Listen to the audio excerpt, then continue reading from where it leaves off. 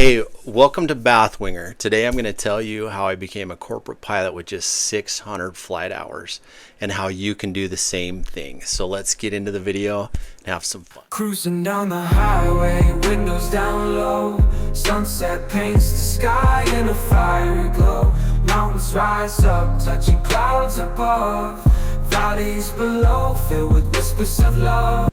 So just a quick backstory, and I won't go into too much detail. I had started to get back into aviation after about a 10-year hiatus, and my plan was to be an independent flight instructor. And while I was kind of getting everything ready, I actually got a phone call from an old friend who had started some businesses several years earlier, and those businesses had become fairly successful, and he found himself driving to a lot of small towns that didn't have airline service. And so he wanted to get an airplane so that he didn't have to drive so much. And for these business owners, this is why people fly corporate. The airplane's like a time machine. It allows them to go do all the business that they need to do and then still be home at night to have, dinner with their family or do what they need to do.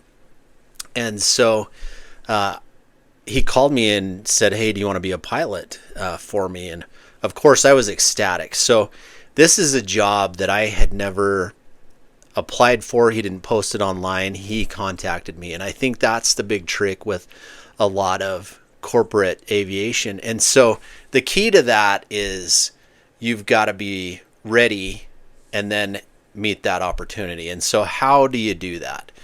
So I started flying for him, and I had a little over 600 flight hours at the time. So I was flying a Cirrus SR-22.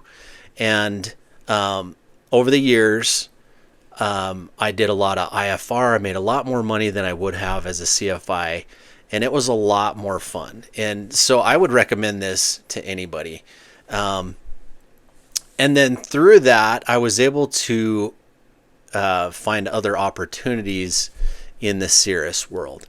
And so the way to pull that off, yeah, you can say that I got lucky, and I'm not going to argue with that. But I was ready. I had my CFII. I was a competent pilot. I was current IFR because I was working my CFII, and I owned my own airplane. And I had already established an LLC for the flight instruction part. And it was an aviation company. It was basically my own aviation company. So I was able to start basically contract flying in the Cirrus. And what I learned from that is there's a lot of small business owners out there that are sick of driving. And their businesses, because they're small in nature, they're usually regional, especially out here in the West. And they just want to be able to get there, go to a couple business meetings, come home. And some of those clients want to eventually get their pilot's license. So you're not really going to be able to pull this off unless you get your flight instructor certificate. And I would recommend getting your CFII. Because I've done a tremendous amount of IFR and potentially IFR training. So now I've gotten myself, I had way too much going on. You would not believe how much business and opportunity there is out there once you get your name out. And, I couldn't keep up. So I've whittled that down to one client who really flies regularly, and I enjoy flying with them. And I might pick up something every once in a while, but it's going to have to fit my schedule.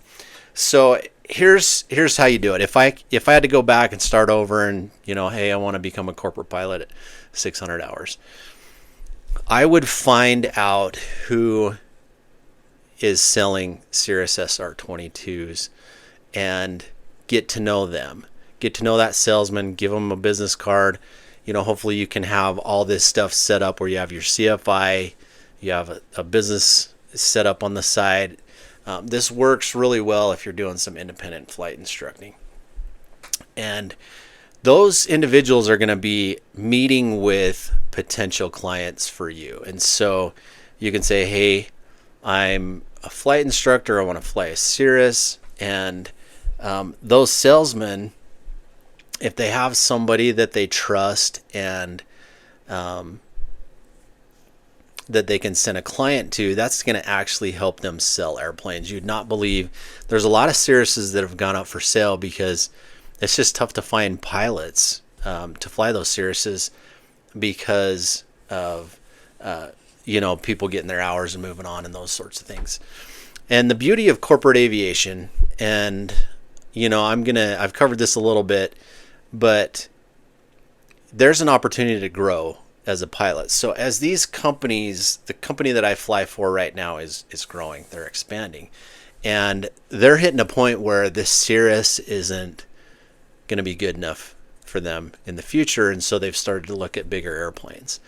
And because I'm with them and they trust me, and we have a lot of good time, I'm in a really good spot to continue flying and then getting into bigger airplanes, which means making more money and those sorts of things. So if you want to do this, like I said, I would start the independent flight instructing first, get that going. You'll have the business set up, you'll have all those things in place, the insurance, and then get yourself some business cards and go meet those airplane brokers. You can do, if you're not in a Cirrus, you can do some training, but a lot of times when if they're going to buy a brand new Cirrus is going to provide what they call transition training. And I was able to do this transition training in Tennessee. And because it's just a single engine land, that's the category and class. So realistically, you can hop in there. You're going to have a high performance endorsement if you don't already have one. But you go to that transition training, they'll stick you in a sim, throw some emergencies at you, take you out, do stalls, steep turns, all those things, takeoff and landings, get you to know the avionics, and then off you go. And it's been a tremendous experience for me. I've really enjoyed it. There's a lot of potential there to grow, and it's just a lot of fun. So if you have any questions, leave them in the comments. I'll make some future videos to help out. And until I see you again, fly safe. All right, we got it. Okay, let's do this.